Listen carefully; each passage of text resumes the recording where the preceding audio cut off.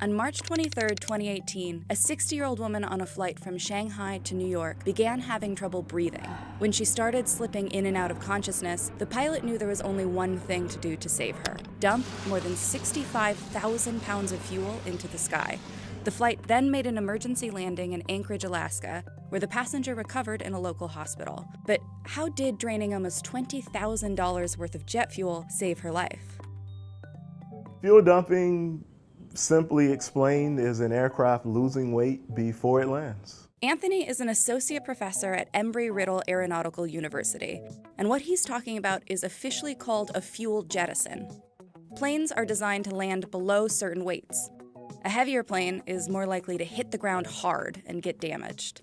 It's got 5,000 gallons of fuel, which is about 3 elephants weighing it down.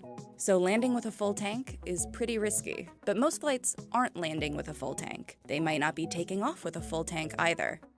Before takeoff, the flight planner calculates the amount of fuel needed to complete the trip, so that enough fuel gets burned off over the course of the flight and the plane's weight comes down, and then it's safe to land.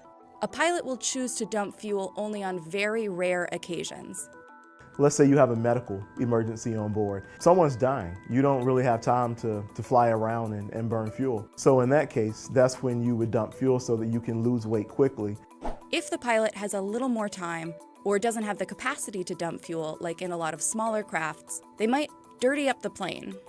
This means purposefully creating drag and flying around in circles in order to burn off the excess fuel. But if a passenger is critical, like the woman from 2018, they might not have time for that. Fuel jettisoning systems can dump thousands of pounds a second. Most can get a plane back down to its max landing weight in 15 minutes or less, and it's usually as easy as flipping a switch in the cockpit.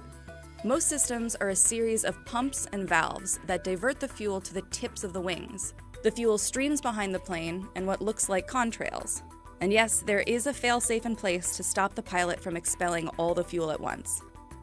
But it's not just the pilot's judgment that decides when and how fuel gets dumped. The Federal Aviation Administration has a handful of regulations in place. The plane has to be at least 2,000 feet above the highest obstacle along the route, at least 5 miles from any other aircraft, and away from populated areas and bodies of water whenever possible. But aside from this page of FAA policy, that's about it when it comes to regulations. Dumping fuel into the atmosphere isn't free of consequences. But the Environmental Protection Agency just isn't worried about it. It regards the practice as exceedingly rare and leans into the fact that airlines don't promote it because it's a waste of money.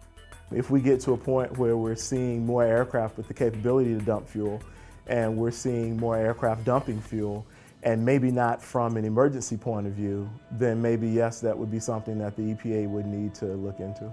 British Airways estimated in 1999 that only 0.01% of fuel used by the aviation industry each year is dumped. If that number still holds up today, we're looking at almost 2 million gallons dumped in 2018 by US airlines alone. Dumped jet fuel is supposed to evaporate before it hits the Earth, but even Boeing has said that even though fuel is vaporized, it is still suspended in the atmosphere, and the fuel will eventually reach the ground. The U.S. Agency for Toxic Substances and Disease Registry listed mixed results in regards to the biodegradability of jet fuel. And the same study went on to say it can be transported by wind and become a component of smog. So other than burning it off, are there any more alternatives to fuel dumping? It is possible to land an overweight plane. It happens every once in a while, but it's not recommended.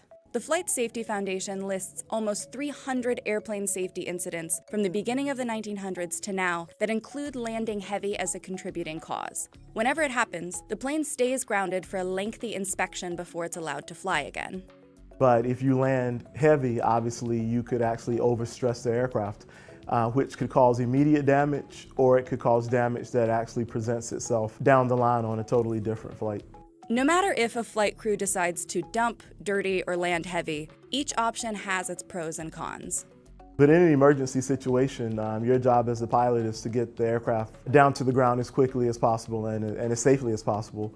And if that means landing heavy, then that's just a decision that's going to have to be made. In some situations, you really don't have a choice. You have to get down.